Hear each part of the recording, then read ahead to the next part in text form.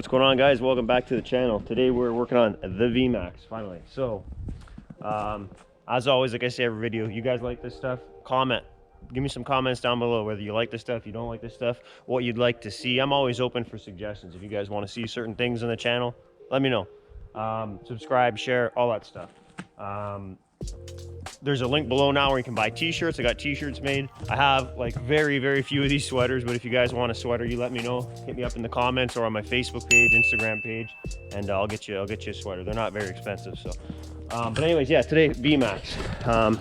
This video is going to take me probably a couple weeks to get out because skis are coming off today. I'm getting these sandblasted and I'm going to paint them, but one thing I am trying to save is these decals. So I'm going to tape them off and hopefully sandblast around them and just not get right to the edge of the decal, because I want to keep those decals. That's big for me. Big. I do not want to lose those decals. So we're doing that. And if you see in the other video, the filler neck was broken on the gas tank. I epoxied it. Guess what? Broke again. No surprise. So I'm going to get that plastic welded tomorrow. So I got to get this tank off today. Hey, update. I got a Yamaha OEM windshield coming in. It's not mint, but it's hard to pick and choose when it comes to those because they're not that easy to find. But we do have an OEM one coming in. After the tank's out and the skis are off, carbs are coming out, airbox out, all this stuff.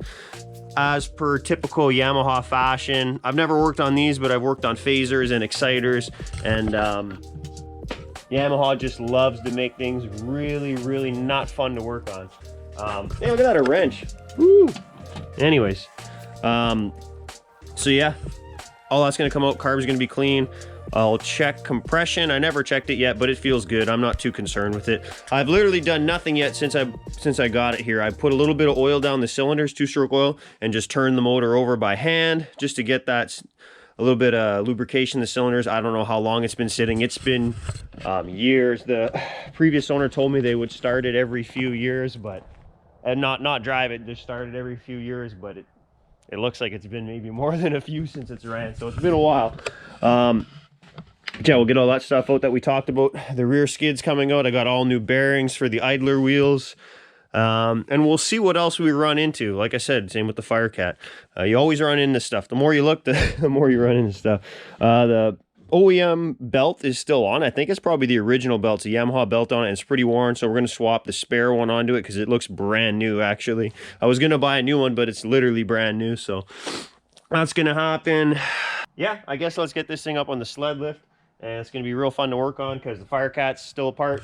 Normally I hate working on one thing when I got another one on the go because there's scattered everywhere. I got suspension parts, I got clutch parts, I got everywhere. But I'm kind of in a time crunch because that gas tank and those skis got to get out by tomorrow. So let's get started on pulling this stuff out.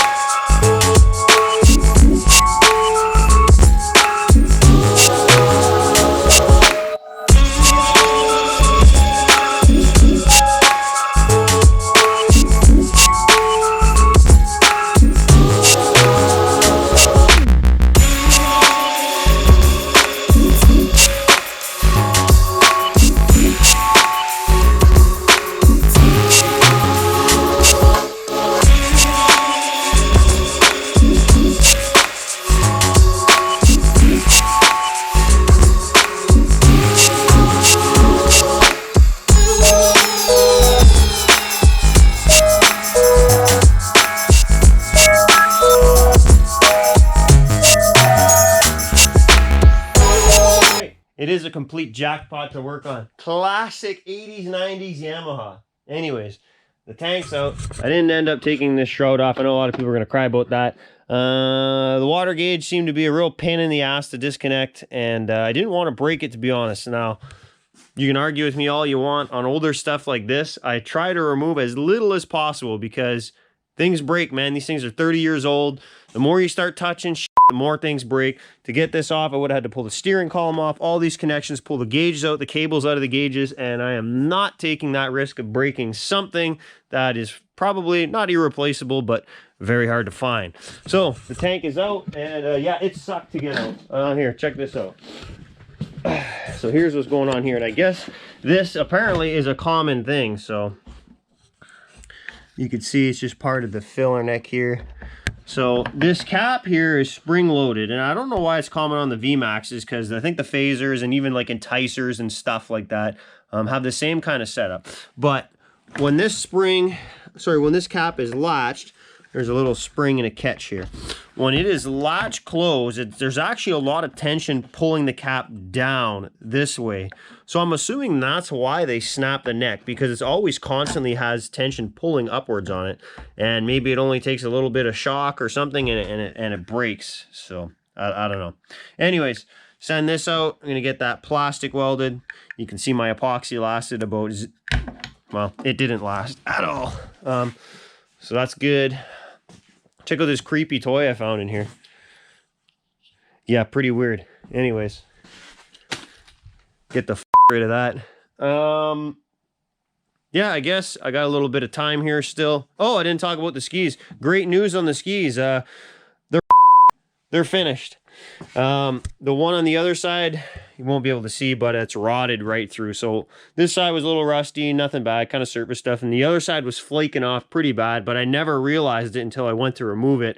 It's rotted right through. So that one's junk, and I'm going to have to cut the ski bolt off as well because it's seized in the bushing in the knuckle, which happens a lot on older sleds. I'm on the lookout for some factory skis. Now, I do not want to put any sort of aftermarket plastic ski or anything like that. I want an original style ski. So now Kimpex sells aftermarket ones, but they're aftermarket steel and they look identical to OEM or very close. So that might be an option. I might just go with those brand new. Anyways, pull the carbs out, and after the carbs are out, I'm going to take the air box off, because when I go to reinstall the tank, it'd be a lot easier if the air box was out. It'd give me a lot of extra room. Everything was super tight there, so carbs out, air box out, and then I'm going to leave everything off until I get the tank repaired and back in. Then I'll put the carbs back in, I'll put the air box back in, and we'll go from there.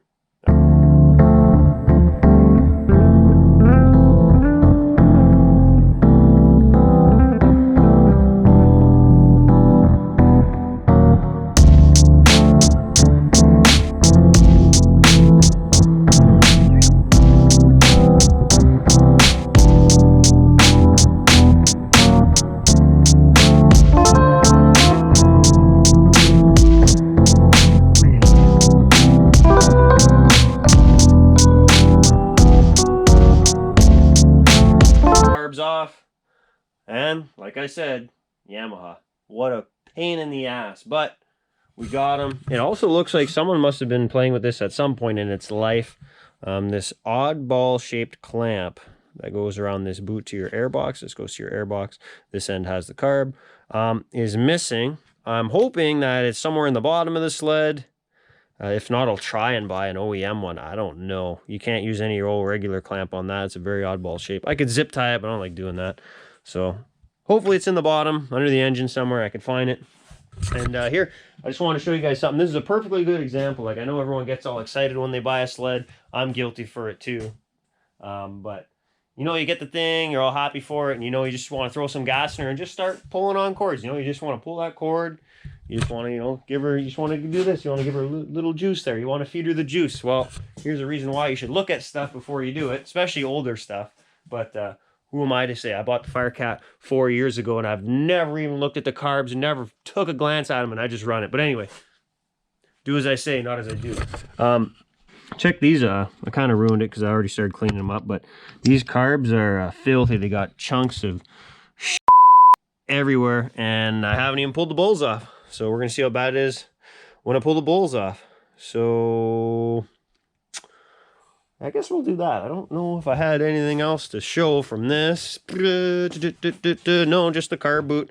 And yeah, total disaster to get out. I might even remove this rad hose when I go to reinstall them, because it's very hard to fit these things in here. They're tight, tight, tight. So yeah, let's clean these carbs, pull the bowls off, and see what they look like inside. So, remember a second ago when I was talking about pulling on cords and not looking at stuff, and then we seen that the carb was a little dirty?